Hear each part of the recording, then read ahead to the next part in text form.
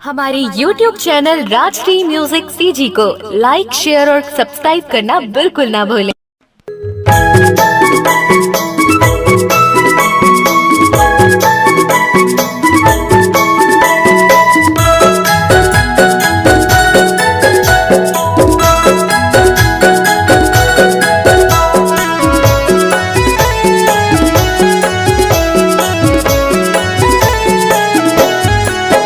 रख ले बरे गुरु बाबा हो, रख ले बरे गुरु बाबा, तोरे साता के निशानी रख ले बरे गुरु बाबा, तोरे साता के निशानी रख ले। छाती मगाड़े छत्तीसगढ़ के बाबा, छाती मगाड़े छत्तीसगढ़ के बाबा, सादा निशानी अलग ले रख ले बरे गुरु बाबा, तोरे सादा के निशानी रख ले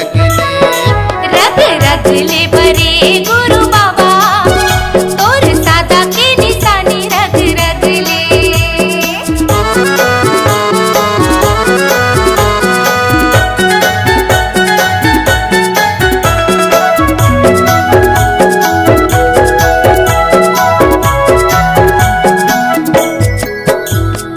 आसन में गुरु तोरे चंदन खड़ाऊ, चंदन खड़ाऊ बाबा, चंदन खड़ाऊ।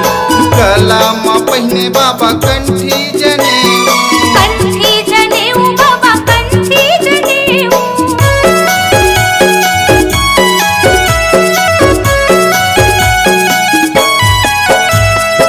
आसन में गुरु तोरे चंदन खड़ाऊ, चंदन खड़ाऊ बाबा, चंदन खड़ाऊ।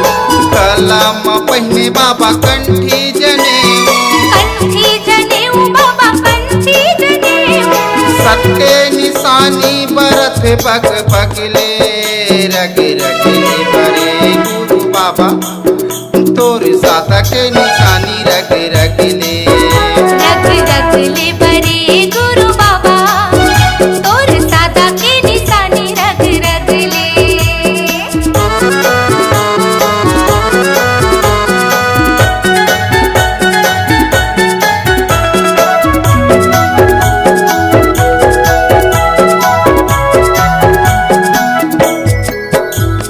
श्वेत मखमल के गगदिया बने हैं, गदिया बने हैं बाबा, गदिया बने हैं। घीव के दिया बाबा ज्योति जले है, ज्योति जले हैं बाबा, ज्योति जले हैं।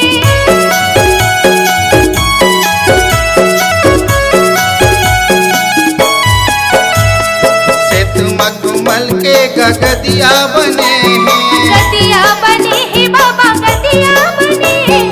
घीव के दिया बाबा ज्योति जले है, ज्योति जले हैं बाबा, ज्योति जले हैं। सबके दिया बरत जग पगले रग ले बरे गुरु बाबा, तोर साता के निशानी रग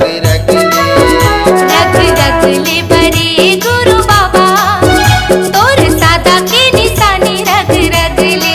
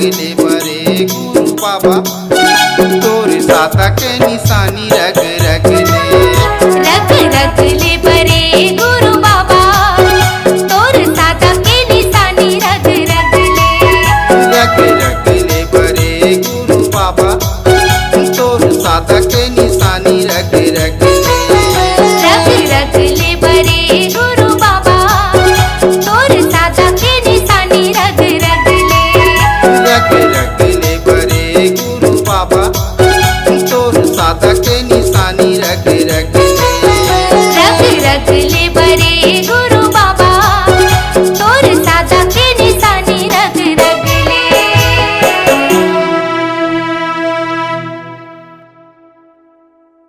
अपने दिल की आवाज सुनने वाले, अपने आवाज से पहचान बनाने की ललक और अपना टैलेंट लोगों तक पहुंचाने के लिए आए राजश्री म्यूजिक स्टूडियो, जहां गाने और वीडियो की बेहतरीन रिकॉर्डिंग की जाती है। Rajshri music audio video recording studio, Birgaon, Raipur, Chhattisgarh. अधिक जानकारी के लिए कॉल करें 8085048130 और 7999776763 पर।